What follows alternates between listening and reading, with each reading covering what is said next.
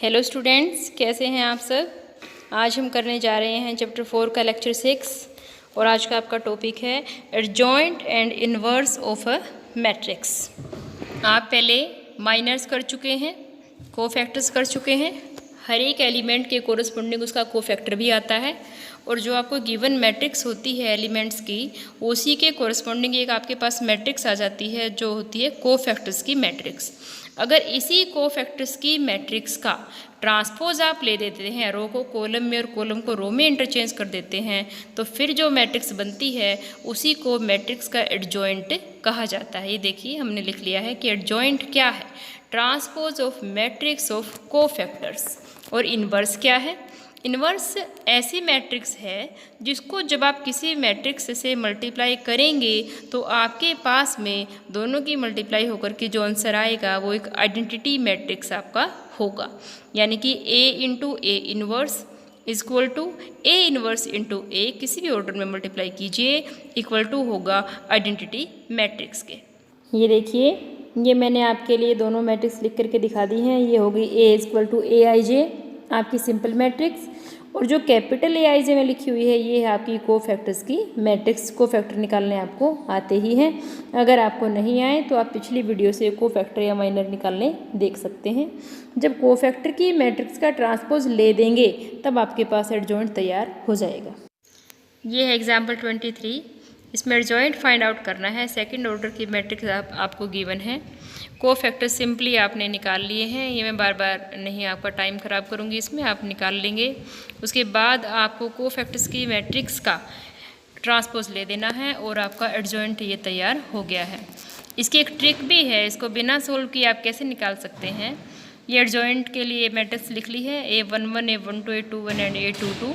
देखिए इनको जो ऐसे क्रॉस बन रहा है यहाँ देखिए, इसमें अगर आप इनको केवल इंटरचेंज कर देते हैं, यानी कि पहला और चौथा जो एलिमेंट है वो आपका इंटरचेंज कर देना है और दूसरे और तीसरे एलिमेंट के केवल आपको साइन चेंज आपको कर देने हैं, change sign and this is interchange, तो ये आपका एडजॉइंट डायरेक्टली भी आपको आप निकाल सकते हैं। लेकिन ये केवल सेकेंड ऑर्डर के लिए ट्रिक काम करेगी। थर्ड ऑर्डर के लिए आपको पहले कोफैक्टर्स निकाल लेने हैं, फिर उनका ट्रांसपोज ले देना है, तो आपके पास में एडजॉइंट निकल करके आ जाएगा। ये 23rd एग्जाम्पल को हमने ट्रिक से कर लिया है। जो 2, 4 पहला और चौथा एलिमेंट है उनको हमने कर लिया है इंटरचेंज हो गए हैं आपस में। 2, 4 की जगह हो गया है 4, 2। और जो दूसरा और तीसरा एलिमेंट है यानी कि 3 और 1, तो 3 हो गया है -3 और 1 हो गया है -1। ये आ गया है आपका एडजॉइंट। एडजॉइंट निकालने के बाद हम क्या निकालेंगे, इनवर्स ऑफ ए मैट्रिक्स। तो ये है ए इनवर्स का formula one by determinant of A into adjoint of A. यानी एडजॉइंट ऑफ ए तो एक मैट्रिक्स ही है, उस मैट्रिक्स को अगर आप 1 मैट्रिक्स के डिटर्मिनेंट से 3 आ जाए 5 आ जाए जैसे, तो 1/3 1/5 से मल्टीप्लाई हो जाएगा पूरी मैट्रिक्स के हर एक एलिमेंट को, पूरे एडजॉइंट को। तो नई जो मैट्रिक्स बन करके तैयार होगी वो आपका होगा उस मैट्रिक्स का इन्वर्स। फिर अगर आप ए इन्वर्स या फिर ए इन्वर्स की ए से मल्टीप्लाई करते हैं तो आइडेंटिटी मैट्रिक्स आपके प्राप्त हो जाएगी। ये इन्वर्स निकालने का आपका सेकंड मेथड है। उससे पहले आप एलिमेंट्री ऑपरेशन से, रो या कॉलम ऑपरेशन से आप इन्वर्स निकाल चुके हैं। अब आज आपने जो तरीका सीखा है ये तरीका आपका समय भी कम लेगा और ये ज़्यादा यूज़ में आएगा, तो इसकी आपको बहुत अच्छी प्रैक्टिस करनी है। ये कुछ इंपॉर्टेंट रिजल्ट्स हैं आपके लिए एडजॉइंट और इन्वर्स से रिलेटेड, जो आपके लिए मल्टी चॉइस क्वेश्चंस में भी काम आएंगे और कंसेप्ट की अच्छी समझ बनाने में भी ये आपको याद रखने हैं, आपकी समझ अच्छी बनी रहेगी।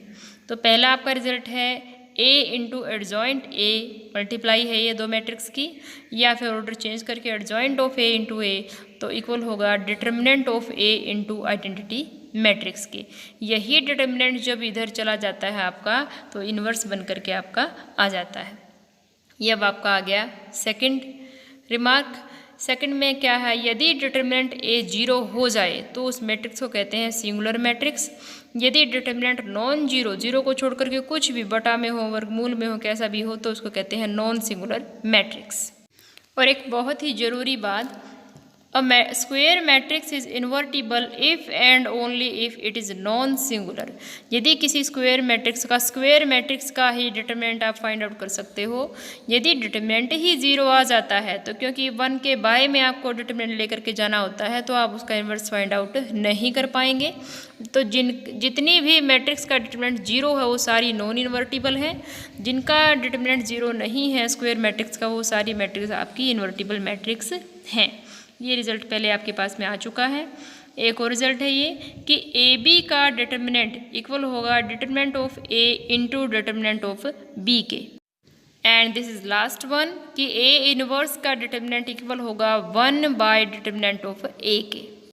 ये एक और information, if A and B are non singular matrix मतलब उनके डिटरमिनेंट नॉन जीरो हैं, सेम ऑर्डर की अगर वो मैट्रिक्स हैं, क्योंकि स्क्वायर है तो ऑर्डर सेम ही होगा तभी आपकी मल्टीप्लाई पॉसिबल होगी।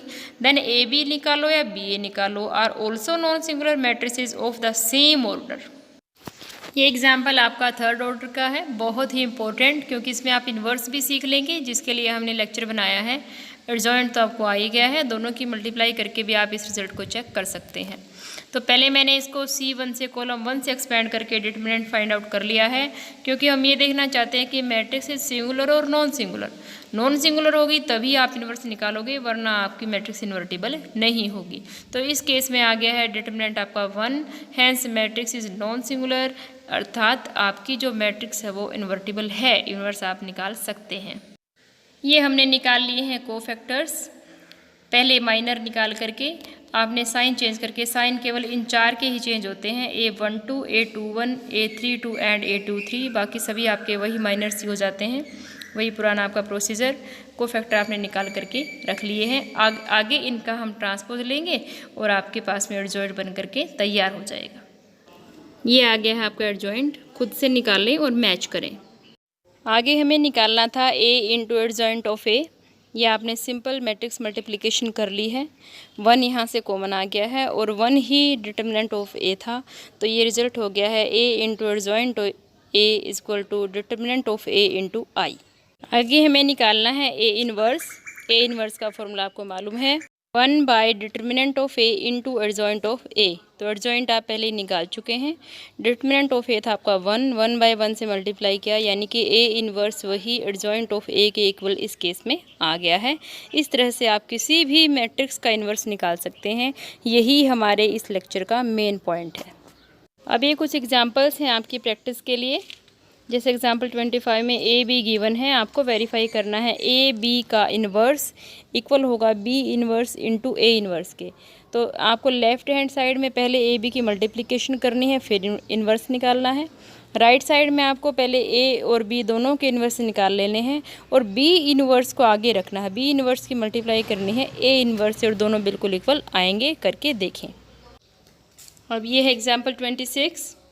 Show that the matrix A satisfies the equation A square minus 4A plus I is equal to O, यानी कि नल मैट्रिक्स। इस तरह के क्वेश्चन आप पहले भी कर चुके हैं। A का स्क्वायर निकालें, A की 4 से मल्टीप्लाई करें, आइडेंटिटी मैट्रिक्स लें सेकंड ऑर्डर की और इस इक्वेशन को चेक करें। Now using the equation find A inverse, इस इक्वेशन की हेल्प से आपको A इनवर्स निकालना है। तो ये इक्वेशन हमने ले ली है, A square minus 4A plus I is equal to O।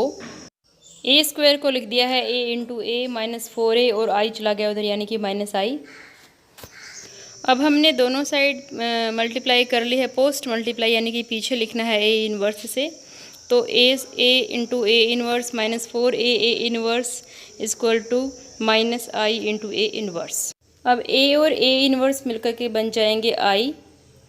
तो ये इस तरह की इक्वेशन आपके पास में आ जाएगी। तो फाइनली हमारे पास आ गया है AI minus 4I is equal to minus A inverse. तो A इनवर्स को ले जाइए लेफ्ट साइड और बाकी सबको ले आइए राइट साइड। तो ये आ गया है A inverse is equal to 4I minus A। बस अब इनमें वैल्यूज़ पुट करनी है, 4 इंटू I 1001, 4 से अंदर मल्टीप्लाई हो गया है, माइनस A सोल्व किया इसको और ये A इनवर्स आपके पास में आ गया है। अब ये इन्वर्स निकालने का ऐसा मेथड है जिसमें न तो आपने एलिमेंट्री ऑपरेशंस लगाए हैं और न ही आपने एडजॉइंट का यूज़ किया है। ये आपके 3 मेथड इन्वर्स निकालने के आपने सीख लिए हैं। Now this is homework time. ये है आपकी एक्सरसाइज 4.5। ये इसके क्वेश्चंस हैं। ये मैंने सभी के स्क्रीनशॉट आपके लिए डाल दिए हैं। बुक भी आपके पास है, आप इनको देखें और इजीली सॉल्व करें और मुझे स्नैप भेजें। Thank you.